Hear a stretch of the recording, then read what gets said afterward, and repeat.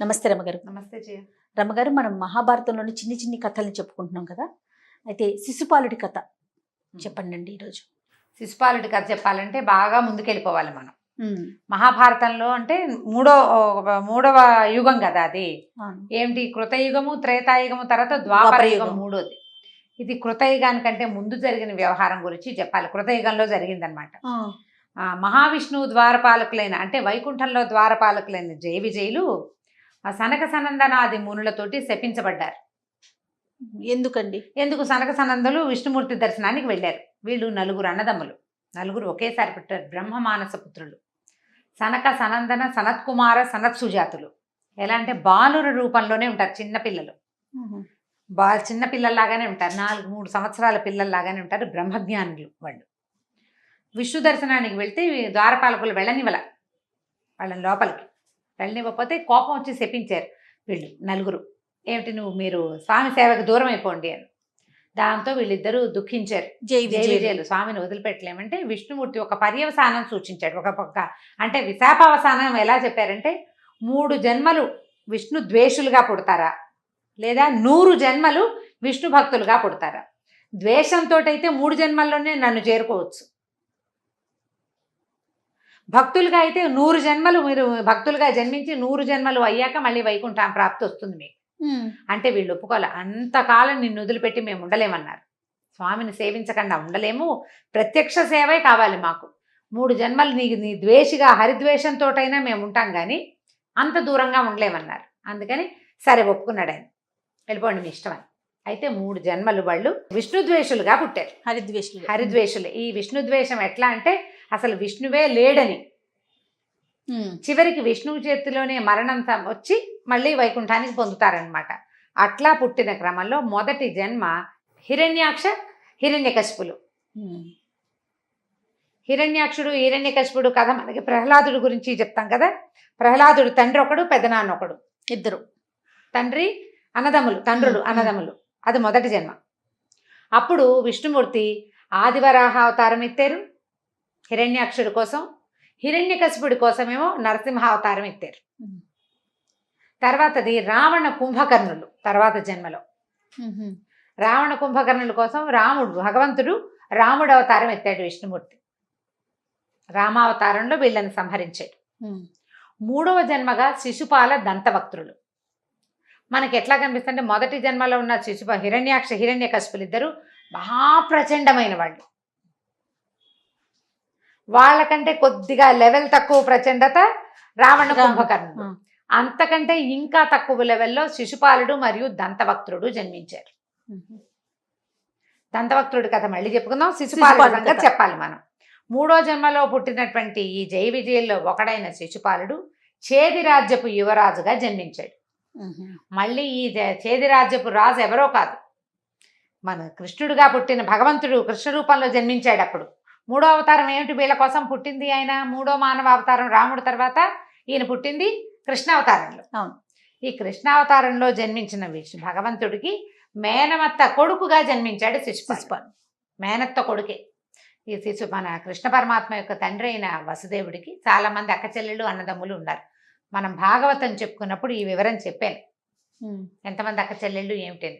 వాళ్ళల్లో ఒక ఆవిడని చేది రాజైన ధర్మఘోషుడు దామఘోషుడు 2 రకాల పేర్లు చెప్తారు. ఆయన యొక్క భార్య, ఆవిడ పేరు సాత్వతి అని ఒక పేరు చెప్తారు. కొంచెం కాస్త అటు ఇటుగా దానికి దగ్గరగానే ఉంటుందన్నమాట. అయితే ఈవిడికి చాలా కాలానికి ఒక కుమారుడు కలిగాడు. కృష్ణుడి మేనత్తకి వసుదేవుడి చెల్లెలు కుంతిదేవి ఒక చెల్లెలు కదా, ఈవిడ ఇంకో చెల్లెలు అనమాట. అయితే శృతస్రవ అని సాత్వతి అని 2 పేర్లు చెప్తారు ఒక ఆవిడికి. ఈవిడికి ఎలా పుట్టాడంటే పిల్లాడు 4 చేతులు 3 కళ్ళు, గాడిద ఒండ్ర పెట్టిన లాంటి ఏడుపుతోటి జన్మించాడు. ఆ పిల్లాడు వికృత రూపంతో పుట్టాడు. పిల్లవాడు బతికే ఉన్నాడు. సాధారణంగా ఇలాగా రకరకాలుగా జన్మించిన వాళ్ళు కొంచెం బతకటం అరుదు, కానీ వాడు శుభ్రంగా ఉన్నాడు. నుదుటి మీద ఒక కన్నుంది వికృతంగా, చేతులు కూడా 4 చేతులు. ఏడుపు పసివాడి ఏడుపు కాకుండా గాడిద ఓండ్ర పెట్టిన లాంటి ఓండ్ర శబ్దం. ఏం చేయాలో తెలియలే వీళ్ళకి. అయితే అప్పుడు ఆకాశవాణి వినపడిందట. ఈ శిశువుని ఎవరెత్తుకున్నప్పుడు వీడి చేతులు వికృత రూపం పోతుందో వాడి చేతిలోనే వీడికి మరణం తథ్యం అని. ముందు ఈ వికృత రూపం పోవాలి. పిల్లాడు ఇలా ఆడుగా ఉంటే వాడిని ఎత్తుకోవడం, పాలు ఇవ్వడం అన్ని సమస్యలే. సరే, ఏం చేశారు? అప్పటి నుంచి ఈ పిల్లవాడి మృత్యువు ఎవరో తెలుసుకోవాలి, వీటికి నార్మల్ రూపం రావాలి. అందుకని దేశాల రాజులంతా ఈ విచిత్రంగా పుట్టి పెరుగుతున్న శిశువుని చూడడానికి వచ్చేవాళ్ళు. వచ్చిన ప్రతి రాజు చేతిలో పిల్లాడిని ఎత్తి పెట్టేవాళ్ళు. మామూలుగా పసిపిల్లల్ని పరాయి చేతుల్లోకి ఇవ్వరు. వీళ్ళు మాత్రం అట్లా కాకుండా వచ్చిన వాళ్ళందరి చేతుల్లో కూర్చోబెట్టేవారు. వాడు అలాగే 3-4 చేతులు 3 కళ్ళు ఆ గాడిద కంఠస్వరంతో పెరుగుతున్నాడు. అయితే కృష్ణుడు బలరాముడు అప్పటికి పెద్దవాళ్ళు. కాస్త ఇప్పుడు ఈ ఉగ్రసేనుడికి రాజ్యం వచ్చేసింది, కంసుడి మరణానంతరం అనమాట. వీళ్ళు ఏం చేశారు? మేనత్తను చూడ్డానికి ఇక్కడికి వచ్చారు. వచ్చేసరికల్లా కృష్ణుడు బలరాముడు ఇద్దరు వచ్చారు. మేనత్తను పలకరించారు. మరి సొంత మేనత్తలు అంటే ప్రీతి ఉంటుంది కదా, రాజుగారిని పలకరించారు. వీళ్ళు ఈయన దేవదేవుని యొక్క అవతారం అప్పటికే ప్రచారంలో ఉంది. వాళ్ళంతా చాలా ఆదరించి గౌరవించారు. అయితే బలరాముడు ఎత్తుకున్నాక మేనత్త ఏం చేసింది? పిల్లాన్ని ఎత్తి తన చిన్న మేనల్లుడి ఒళ్ళో కూర్చోబెట్టింది. కృష్ణుడు ఇట్లా ఎత్తుకుని ఇట్లా అంత పిల్లాన్ని ఇలా తీసుకోరు, ఒళ్ళో పెట్టుకుంటారు. హృదయానికి దగ్గరగా తీసుకుంటాం. ఏ పిల్లాన్ని ఎత్తుకుంటాం కదా, దగ్గరగా ఎత్తుకుంటాం. మనం కావాలని హక్ చేసుకోకర్లా. ఒక చంటి బిడ్డను ఎత్తుకోగానే మనం ఎంత పదిలంగా పట్టుకుంటాం గుడ్డలకు దగ్గరగా. ఎప్పుడైతే ఈయన ఛాతీకి పిల్లాడు తగలంగానే వాడి కన్ను చేతులు ఊడిపోయింది. మామూలు రూపం వచ్చి కెవ్వుమని ఏడ్చెట్టు, మామూలు కంఠస్వరం తెలిసిపోయింది. కృష్ణుడి చేతిలోనే మరణం తథ్యం. దాంతో ఆవిడ వలవలా ఏడ్చి మేనత్త ఆయన కాళ్ళు పట్టుకుంది. ఏమిటత, ఎందుకమ్మా ఇలా చేస్తావు? నీకు చెప్పు, నీకేం కావాలో చెప్పమన్నట్ట. నీ చేతిలోనే వీడి మరణం ఉంది. నా పిల్లాన్ని సంపద్దు, నువ్వు ఎలా తప్పిస్తావో నాకు తెలియదు, కానీ నా కోసం వీడిని చంపనని నాకు మాట ఇవ్వు నువ్వు. అయితే ఈయన ఏమన్నాడు? సాధారణంగా నా అంతటా నేనేం చెయ్యను, నీకు మాట ఇస్తున్నా. 100 తప్పులు వీడి ఒప్పుకుంటా, నేను 100 తప్పులు సహిస్తాను. 101వ తప్పు మాత్రం ఇంకా నీ మాట ఇక చెల్లదు. తప్పులు చేయకుండా పెంచుమేని మేనత్తగా చెప్పారు. భగవద్ విరోధము వహించకూడదు అన్నది అండర్ లైన్ అనమాట. దాంట్లో ఉన్న వెనక వాక్యం ఏమిటి? వీడు తప్పు చేయకూడదు అంటే ఎక్కడో తప్పు కాదు, భగవద్ విరోధాన్ని వహించకూడదు. ఆల్రెడీ భూమి మీద భగవద్ విరోధులు ఉన్నారు. కంసుడితో పాటు 100 మంది రాక్షసులు. ఈయనే డజన్ల కొద్దీ చంపాడు. కంసుడి మామ జరాసంధుడు, ఆయన ఈ కృష్ణుని సంహరించాలని ఎన్నిసార్లు మధుర మీదకి దండయాత్ర చేస్తున్నాడు. వీడు ఎలాంటి వాళ్ళతో కలుస్తాడో తెలుసు. పిల్లాడు పెరుగుతుంటే ఎలాంటి స్నేహాలు వస్తాయో తెలియదు కదా, చెప్పలేదు. కాబట్టి ఇది చెయ్యొద్దు. 100 తప్పుల వరకు సైరిస్తానత్త నీకు ఇచ్చిన మాట కోసం, తర్వాత సంగతి నేను చెప్పనన్నాడు. ఆవిడ సరేని అనుకుంది. కొంతకాలం పిల్లాడు బతుకుంటాడని ఇది అయిపోయింది. ఆ తర్వాత నుంచి కథ ఎలా అయిందంటే, ఇంకా కొంతకాలం గడిచి ఈ పిల్లవాడు పెద్దవాడయ్యాక, అంటే ఈ పిల్లాడు కృష్ణుడు ఎత్తుకునే పిల్లాడు అంటే కృష్ణుడు కనీసం ఒక 15-16 ఏళ్ళు ఉంటాయి కదా. కృష్ణుడు పుట్టిన 15-16 ఏళ్ళకి పుట్టిన శిశువుకి ఒక పెళ్లి సంబంధం కుదిర్చారు. ఆ కుదిర్చిన పెళ్లి సంబంధం ఎవరిది? రుక్మిణీదేవి. రుక్మిణి పెళ్లి సంబంధం కుదిరింది శిశుపాలుడితోటి. అయితే ఆ రుక్మిణీదేవి చిన్నప్పటి నుంచి కృష్ణగాథలు విని ఆయన మీద మనసు పెంచుకుని అగ్నిద్యోతండు అనే ఒక బ్రాహ్మడితోటి ఒక ఉత్తరం రాసి పంపించింది, నన్ను తీసుకెళ్ళి వివాహం చేసుకో, నువ్వంటే నాకు ఇష్టము అని. ఆయన వచ్చి ఈ పిల్లని తెచ్చేసుకున్నాడు. రుక్మిణిది కళ్యాణం మనకు తెలిసిన ఘట్టమే. రుక్మిణి కళ్యాణ ఘట్టం కూడా ఓసారి చెప్పుకుందాం భారత కథల్లో భాగంగా. వెళ్ళాడు. ఆవిడేమో గౌరీదేవి పూజ కోసం దేవాలయం దగ్గరకు వచ్చింది. ఆవిడ ఎక్కించుకొచ్చేసాడు. ఎప్పుడైతే కృష్ణుడు ఈవిడ కోసం వచ్చాడు వెళ్ళిపోతుంది అని తెలియంగానే రుక్మిణీదేవికి 4 అన్నదమ్ములు ఉన్నారు. అందులో రుక్మి పెద్దవాడు. ఆ రుక్మి ఈ శిశుపాలుడు ఇద్దరు క్లోజ్ ఫ్రెండ్స్. ఫ్రెండ్షిప్ తోటి ఈ పెళ్లి సంబంధం కుదిర్చారు. వీళ్ళకి సహాయంగా జరాసంధుడు వచ్చాడు వివాహానికి. ఈ జరాసంధుడు, రుక్మి, శిశుపాలుడు ముగ్గురు వెంటపడ్డారు కృష్ణుడి వెనకాల. వెంటపడ్డారు, నిలవమన్నారు, పోరాడారు. శిశుపాలుడిని ఏం చేయాల, జరాసంధుడిని శిశుపాలుడిని తోలేశాడు. రుక్మికి గుండు చేసి పంపించాడు కృష్ణుడు వెనక్కి. రాక్షస వివాహం, తనంతా ఎత్తుకుని తెచ్చుకోవచ్చు. అమ్మాయి కన్యే వలిచింది, ఇది ఎత్తుకుపోవటం అనడానికి పూర్తిగా వీల్లేదు. ఆవిడే నేను పెళ్లి చేసుకుంటానని అడిగింది కదా, ఈవిని తెచ్చేసుకున్నాను. ఇట్లా కొంత అంటే ఇది కృష్ణుడితోటి ఆయనకి ప్రత్యేకమైన వైరం ముందు నుంచే ఉంది.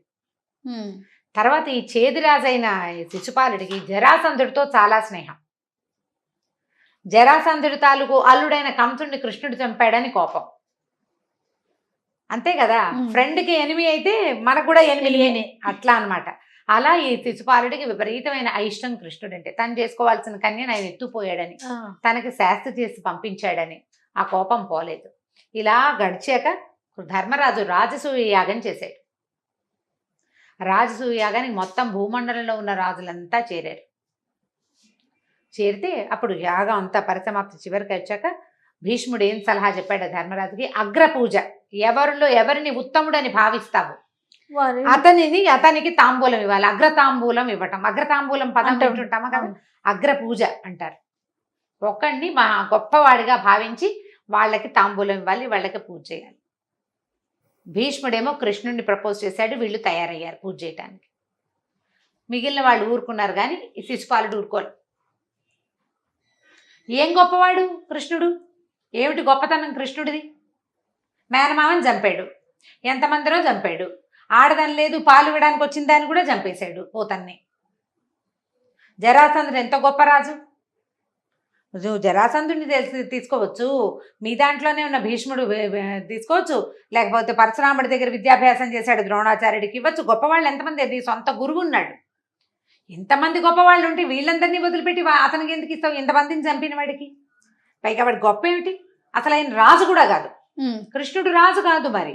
అవును, కృష్ణుడు రాజే కాదు, రాజుగారి తమ్ముడు. ఆ బలరాముడు తాతగారి రాజ్యం బలరాముడికి వస్తే రాజుకి తమ్ముడు ఇతను. ఇది ఏం గొప్ప? కృష్ణుడిది ఏ గొప్ప లేదన్నాడు. పైగా బాగా మేనత్త కొడుకి కుదిర్చిన పిల్ల ఇతనికి ఏమవుతుంది, ఆ పిల్లని ఎత్తుపోయాడు. ఎక్కడికి వెళ్ళినా ఇంతే ఇతని పద్ధతి. ఒక్కచోట సరైన సజావైన ప్రవర్తన లేదు. పైగా నువ్వు ఇంత పెద్దవాడివి, భీష్ముడిని కూడా తిట్టాడు. నువ్వు ఇంత పెద్దవాడివి, నీకు బుద్ధి లేదా, ఇలా సజెస్ట్ చేస్తావా? నువ్వు సజెషన్ ఎవరిది ఇవ్వాలి? నువ్వు మీ వంశంలో ఉన్న గొప్పవాళ్ళు ఉన్నారు. భారత భూమి మీద ఎంతో గొప్ప గొప్ప రాజులు ఉన్నారు, వృద్ధులు ఉన్నారు, వృద్ధ రాజులు ఉన్నారు. అసలు పేర్లు రాస్తాడు, వాళ్ళేరా వీళ్ళేరని మహాభారతంలో. ఇంతమంది ఉంటే వాళ్ళందరినీ వదిలిపెట్టి నువ్వు కృష్ణుడు రాజైనా కానీ కృష్ణుడు ఎట్లా నీకు పూజ్యుడవుతాడు? అగ్రపూజ చేయాలంటే రాజ్యమైనా ఉండాలి అని ఇలా నోటికి వచ్చినట్టు వదులుతాడు. ఈయన నిశ్శబ్దంగా వింటూ ఉంటాడు. అంతకుముందు మాట్లాడింది ఎప్పుడు రుక్మిణిని తీసుకొచ్చిన రోజు మాట్లాడిన లెక్క. అప్పటి నుంచి వరుసగా అతను తప్పులు లెక్క పెడుతూనే ఉన్నాడు. లెక్కపెట్టి చివరికి వాళ్ళు ఏమన్నా యుద్ధానికి మొదలుపెట్టారు. మేము యుద్ధమైనా చేస్తాం.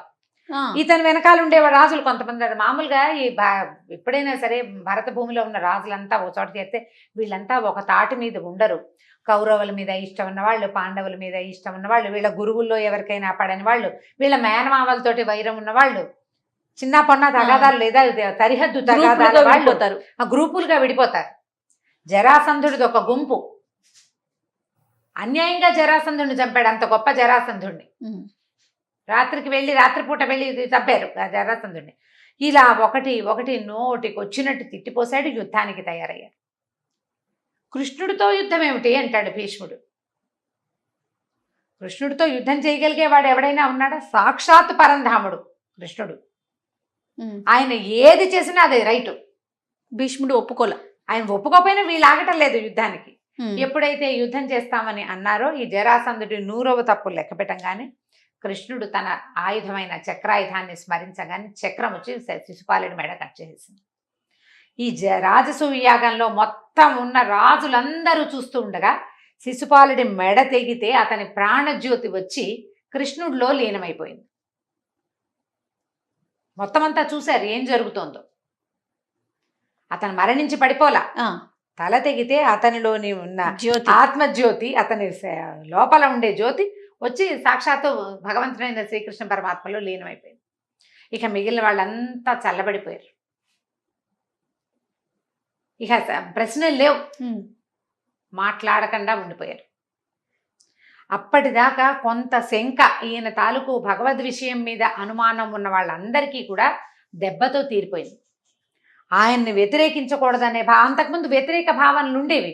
ఎందుకంటే ఆయన జరాసంధుడితో స్నేహం ఉన్నవాళ్ళు లేదా కౌరవులతో ఎక్కువ ఫ్రెండ్షిప్ ఉన్నవాళ్ళు, ఆయన ఎంతే పాండవులు వెనకేసుకొస్తున్నాడని కోపం ఉన్నవాళ్ళు ఉండేవాళ్ళు. ద్వైతి భావాలు ఉండేవి, రకరకాల వాళ్ళు భావాలు, అవన్నీ మొత్తం తప్పిపోయాయి. పరమ నిశ్శబ్దంగా ఊరుకున్నారు, మాట్లాడకుండా. రాజసూయాగం దిగ్విజయంగా పూర్తయిపోయింది. అగ్రతాంబూలం కృష్ణుడికే ఇచ్చారు. ఆయన్నే అగ్రగణ్యుడుగా, అంటే అక్కడ సమావేశంలో అత్యంత గొప్ప వ్యక్తిగా భావించి ఆయనకే తాంబూలం ఇచ్చి తర్వాత యజ్ఞాన్ని పూర్తి చేసేసుకున్నారు. శిశుపాలుడు జయ విజయంలో ఒకడు. అతనికి ముందున్నంత రాక్షస ప్రవృత్తి లేకపోయినా రాక్షసుల తాలూకు తిరగబడే ప్రవృత్తి ఉంది కదా, అంటే మంచి విషయాన్ని కాదని అనగలిగే ధోరణి, అది మాత్రం వచ్చింది. రాక్షసత్వం రాల. క్రమంగా ఈ 3 జన్మల్లోనూ వాళ్ళు పలచబడ్డట్టుగా అనిపిస్తుంది. 3వ దానికి వచ్చేసరికల్లా తేలికైపోతుంది. దంతభక్తుడు కూడా చాలా చిన్న కథే, చెప్దాం వీలు వెంబడి ఇంకొకసారి. చాలా బాగుంది. నమస్తే. నమస్తే. ఈ వీడియో కనుక మీకు నచ్చినట్లయితే లైక్ చేయండి, షేర్ చేయండి. మరిన్ని వీడియోస్ కోసం మా ఛానల్ని సబ్స్క్రైబ్ చేసుకోండి.